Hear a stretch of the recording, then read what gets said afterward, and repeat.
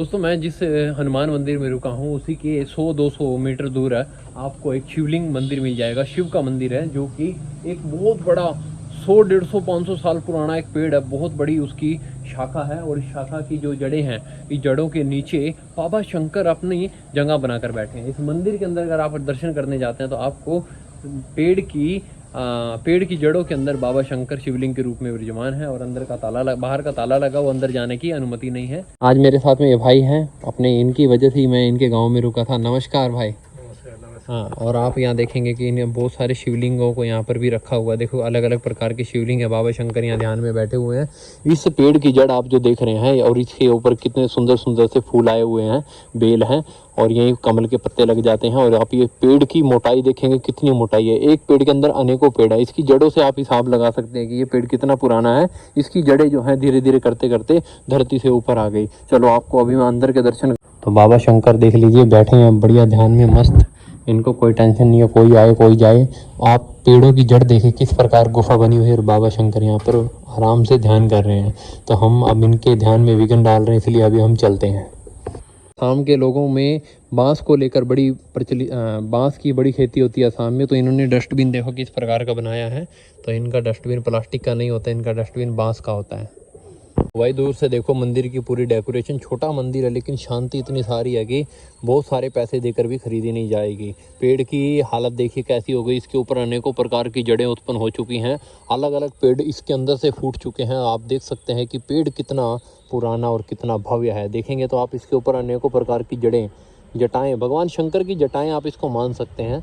मैं तो यही कहूँगा कि इसके त्रिवेणी के रूप में ये पेड़ विकसित हुआ है। आज का नहीं, अनादिकाल का है। भाई दोस्तों, इस प्यारे से मंदिर में दर्शन करके और इस बाबा से जो हमने ज्ञान प्राप्त किया, सत्यम शिवम सुंदरम। सत्य मतलब सत्य और शिवम मतलब सुख और सुंदरम मतलब यो सब कुछ सुंदर ही है। तो ये बाबा ने हमें लास्ट लाइन। लो भाई दोस्तों मित्रों, आप सब ने अहिरावण का नाम सुना होगा, लेकिन ये महिरावण है। जब अहिरावण का वध कर दिया और भगवान हनुमान जी राम लक्ष्मण जी को छुड़वाकर और अपने कंधे पर बिठाकर ले जा रहे थे, हनुमान जी की गर्जना के कारण गर्भ से गिर गया। तो गर्भ से जैसे गिरा, राक्षस प्रवृत्ति का था, तो उसने कहा उसकी माँ ने कि तुम्हारे भाई को, बाप को मारकर वो बजरंगी बली हनुमान जा रहा है बंदर के रूप में, तो उसको रोको। तो ये तलवार लेके बड़े रूप में उनके सामने आया। बजरंग बली हनुमान जी तो बड़े महाशाली बलशाली थे, उनके पैरों की धूल के समान हो गया। तो श्री राम भगवान ने उनको देख लिया और उनको बोला हनुमान जी को एक बार अपने चरणों को थोड़ा सा साफ़ कर लो। साफ़ किया तो ये नीचे दब के मर गया भाई। तो तीनों का वजन इसके ऊपर आ गया तो ये मर गया। तो पंडित जी ने हमें इसकी कथा सुनाई, ये बहुत सुंदर कथा सुनाई। और भाई आपने कभी जीवन में ऐसी पेंटिंग और ऐसी मूर्ति कभी देखने को मिली नहीं होगी। हनुमान जी के कंधे पर आपने श्री राम जी तो देखे होंगे, लेकिन महिरावण इसके चरणों में आपने कभी नहीं देखा होगा। चलिए आपको दिखाते हैं ये मंदिर जिसने बनाया, उन महान पुरुष की हम समाधि के दर्शन भी करेंगे आगे जाके। आज पंडित जी ने हमें भगवान हनुमान जी के पंचमुखी हनुमान के बारे में बताया कि 5 मुखी हनुमान जी के 5 रोल हैं भाई। 5 मुखी हनुमान कोई ऐसे ही नहीं हुआ। 5 मुखी हनुमान भगवान ने अलग अलग रूप में अपना कर्तव्य निभाया। सूअर का मुंह बना है, जंगली सूअर का मुंह। आपको भी पता है कि जब जंगली सूअर का दांत अगर हमारे पास में हो, हम उसको गले में पहनते हैं, तो हमारे पास धन की कमी नहीं होती। दूसरा रूप है गरुड़ भगवान का। किसी को विष काट जाए और किसी को सांप काट जाए, विष ज़्यादा शरीर में चला जाए, तो गरुड़ भगवान की पूजा करिए तो आपको वो विष काम नहीं करेगा और आप ठीक हो जाएंगे। भगवान हनुमान जी का ये चेहरा है, ये दुश्मनों का नाश करने के लिए है और अपने प्रभु की सेवा करने के लिए इनका मुख है। इसकी पूजा अगर आप करते हैं इस मुख की, तो इस प्यारे से मुख में आपको प्रभु का प्रेम मिलेगा, प्रभु की सेवा मिलेगी और दुश्मनों का ये दुश्मन है, मतलब इस रूप में। तो आप फिर दर्शन करते हैं नरसिम्हा रूप के, नरसिंह रूप में दर्शन करते हैं। तो ये रूप जो है भूत प्रेत ये जितने भी होते हैं इन सब को मार भगाता है अगर आप इस रूप की पूजा करते हैं। तो ये है अहाग्रीव रूप है और ये अश्व घोड़े का रूप है। तो जिस भी इंसान को किसी को अपने वश में करना है, अपनी बात को मनवाना है, तो इस रूप की आप पूजा कर सकते हैं भगवान हनुमान जी की। तो 5 हनुमान जी के मुख की ये महिमा यहाँ के पंडित जी ने बताई है। मुझे भी आज पहली बार पता चली, लेकिन आपको भी बता दिया हमने। इतनी बढ़िया स्टोरी, आपको कभी भी ज़रूरत पड़े तो भगवान के इस 5 मुख की पूजा कर सकते हैं। पंडित जी यूपी के बलिया से हैं और अभी हमें यहाँ के मालिक जिन्होंने इस मंदिर को बनवाया, भगवान की कृपा इनके ऊपर हुई, तो ये अभी उनकी समाधि पर आए हैं अभी, और उनकी रियल फ़ोटो भी देखेंगे, उनकी मूर्ति भी देखेंगे कैसी है। और इन्होंने बहुत अच्छा कार्य किया और इतनी सुंदर सुंदर मूर्तियाँ बनवाकर हमारे सामने प्रकट करी। दोस्तों, कल आपने देखा कि हमने भगवान हनुमान जी की वीडियो बनाई थी और आज हमारे पास में केले के पत्ते के ऊपर केले ही आ गए हैं और यहाँ सारा सामान रखा है। ये जो आप देख रहे हो ना, ये धूनी बोलते हैं यहाँ पे इसको, ठीक है। इससे हम इसके ऊपर लकड़ी डालेंगे, आग डालेंगे, इसके अंदर गूगल डालेंगे और सबको ये गूगल रखी है, सबको इसका ना धूनी देंगे, ठीक है। अभी चलते हैं हम बाहर, क्या कुछ चल रहा है यहाँ पे आपको दिखाते हैं। आज है मंगलवार और मंगलवार को यहाँ पे खिचड़ी का प्रसाद बनता है और साथ में भजन कीर्तन होता है। अच्छा, भजन कीर्तन करने के लिए आस पड़ोस के सभी लोग आ गए। कुछ लोग तो अपनी यात्रा को देखने के लिए आए हैं, प्रवचन सुनने आए हैं, कुछ लोग अपना भजन कीर्तन करने के लिए आए हैं। तो एक लड़की है यहाँ पे बड़ी अच्छी बांसुरी बजाती है, अभी थोड़ी देर पहले बांसुरी बजा रही थी। आप ये बजाएगी तो मैं आपको दिखाऊंगा, बहुत सुंदर बांसुरी बजाती है लड़की। ये देखिए, मंदिर तो आप बहुत देखे होंगे, लेकिन ये भी देख लीजिए, कमल के फूल में ही इसका सब कार्यक्रम है। अभी ये देख रहे हैं, ऊपर कमल का फूल है, ऊपर बाहर से देखिए, ऊपर, अच्छा, उसके ऊपर कमल का फूल है, उसके ऊपर जहाँ कलश रखा हुआ है गुंबज पर, कमल का फूल है। देखो भाई, लड़की अभी बांसुरी बजाएगी, देख कितनी सुंदर बांसुरी बजाती है।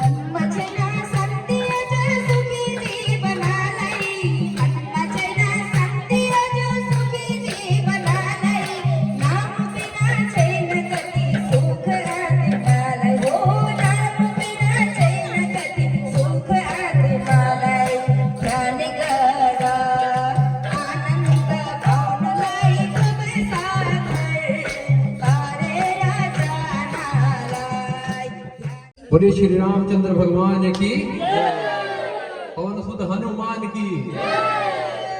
देखिए, जब आपको बोला जाएगा कि कपूर को जगाना है, आपको कपूर को जगाना है, उसके बाद में आपको कपूर की धीरे धीरे करके ये एक उठाएंगे इसको और ऐसा धीरे से चारों तरफ घुमाएंगे। किसी ने हिलना नहीं, किसी का हाथ लग जाएगा उसके ऊपर गिर जाएगा, नुकसान हो जाएगा।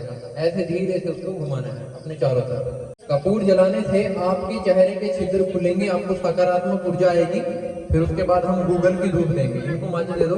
कर्पूर गौरम करुणावतारम संसार सारम भुजगेन्द्रहारम सदा वसंतम हृदयारविंदे भवम भवानी सयतम नमामि। भगवान शंकर भी कपूर के समान गोरे थे, पहाड़ों में रहते थे। सबके आचार्य के आगे से घुमाएंगे, बोलो कर्पूर गौरम करुणावतारम संसार सारम भुजगेन्द्रहारम सदा वसंतम हृदयारविंदे भवम भवानी सयतम नमामि।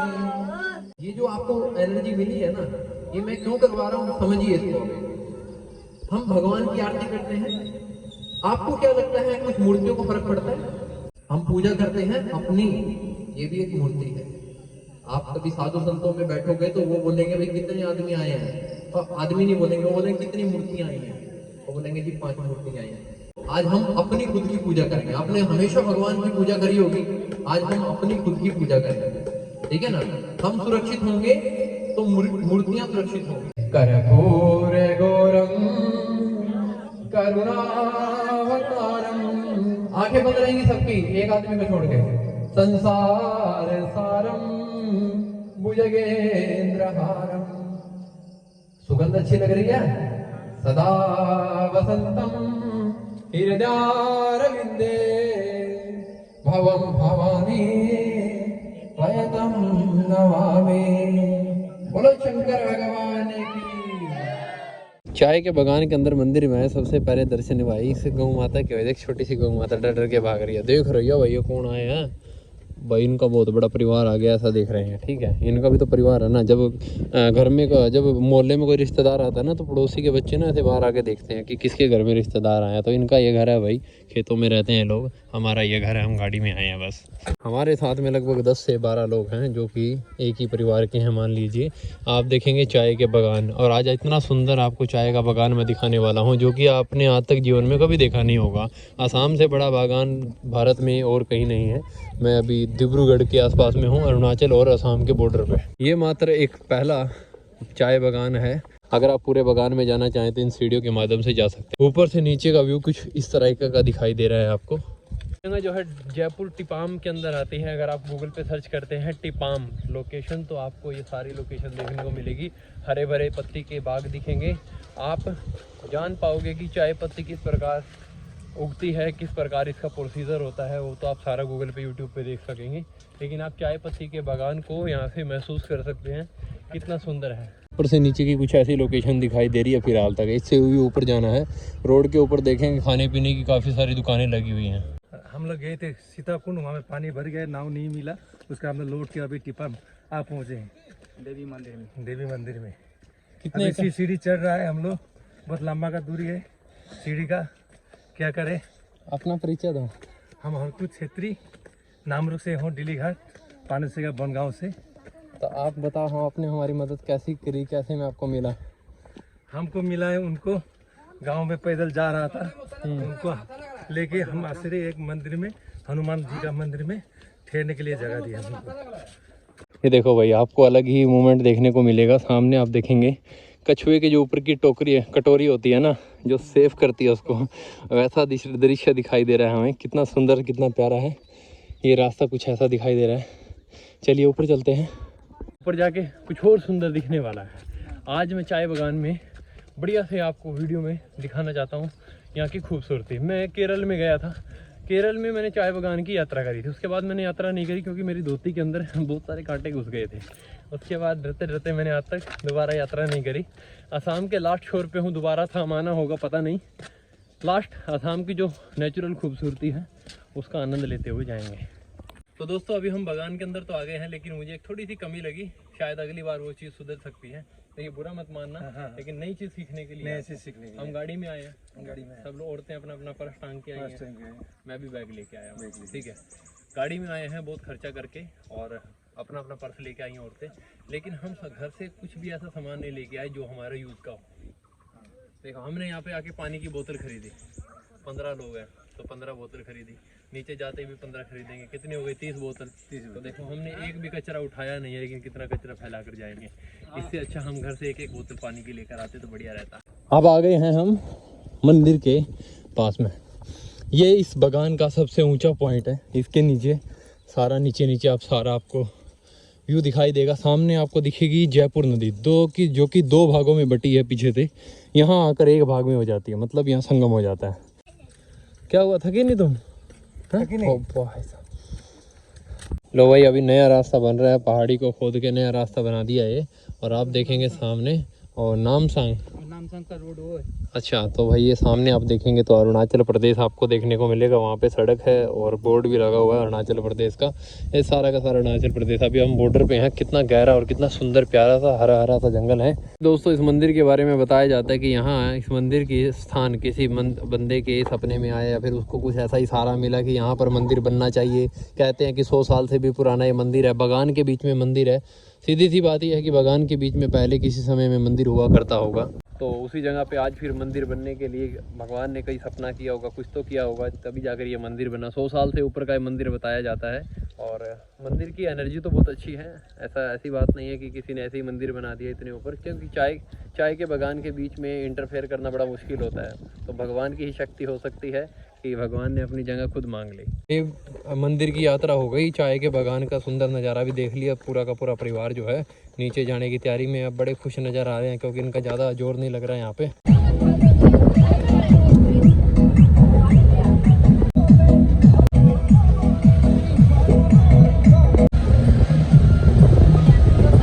दोस्तों जो आप ये बिल्डिंग देख रहे हैं, जो ये बड़ी टैंकी सी देख रहे हैं, यहाँ पर यूरिया खाद बनता है, जो DAP खेतों में आप डालते हो इसी जगह पे बनता है। आप जो धरती देख रहे हैं इसके नीचे से रेल की पटड़ी जा रही है, लेकिन यहाँ मिट्टी होने के कारण वो दब गई भाई। पीछे देखने को मिली थी, ये जो घर है ना रेल की पटड़ी के ऊपर बन रहे हैं। अब रेल की पटड़ी यहाँ से जाती नहीं है, बंद हो गई वो। ये देखो दोस्तों, अभी हम एक नहर के किनारे आए हैं। बहुत सुंदर नज़ारा दिखने वाला है यहाँ पे। ये कुछ गांव के लोग हैं यहाँ पे, और आप देखेंगे कि गांव का जीवन भी आपको देखने को मिलेगा। ये दीवार कैसी है? ये वो यूरिया फैक्ट्री का यूरिया फैक्ट्री। स्मेल भी आ रही है ना? स्मेल आ रही है यूरिया का, गैस का। तो भाई यूरिया फैक्ट्री की दीवार है ये, आप देखेंगे बड़ी पुरानी और अंग्रेजों के समय की दीवार लग रही है हमें। तो ये देखिए, ये सारा पानी आप देख रहे हैं, वहाँ से पानी आता है ना, अंदर घुसता है, यहाँ से अंदर जाता है। अंदर नदी का पानी अंदर जाता है भाई। यूरिया खाद के लिए यूज़ होता है पानी सारा।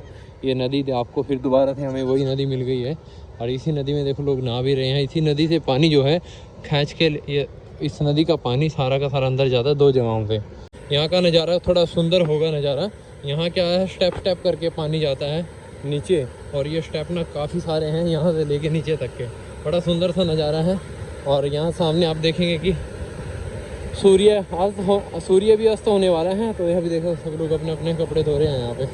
नमस्ते दोस्तों, आप मेरे पीछे देख सकते हैं। मैं आपको जो मूवमेंट दिखाने वाला था, जो सीन दिखाने वाला था, साथ ही चारों तरफ ग्रीनरी आपको देखने को मिलेगी, और पीछे एक पानी का स्टेप करके बनाया हुआ है। बड़ा सुंदर नज़ारा है दोस्तों। जैकल करके एक जगह है आसाम में ही, और आप यहाँ पर आते हैं तो आपको अलग ही नज़ारा देखने को मिलता है। यहाँ की फीलिंग ही अलग है, मतलब यहाँ बैठ के समय कब बीत जाए आपको पता नहीं चलेगा। आइए आपको भी नज़दीके से दिखाते हैं इसका नज़ारा कैसा दिखाई देता है। तो भाई हमारे जितने भी साथी हैं सारे के सारे अपनी फ़ोटो वीडियो में लगे हुए हैं, और आप चले हम देखते हैं इसका नज़ारा कितना सुंदर हो सकता है। इसके अंदर भी जा सकते हैं हम लोग। वो काफ़ी लोग इसके अंदर जाकर स्नान भी कर रहे हैं। हम स्नान नहीं कर पाएंगे क्योंकि हमारे पास समय कम है, लेकिन इसकी जो खूबसूरती है वो आप देखकर और इसमें आनंद ले सकते हैं। बड़ा ठंडा ही पानी होगा, और इसको जयपुर की नदी बोलते हैं, जयपुर नदी। अगर आप असम के अंदर आ रहे हैं तो ऐसी ऐसी जगहों को मत छोड़ना जो कि आपके दिल को जीत लेंगी।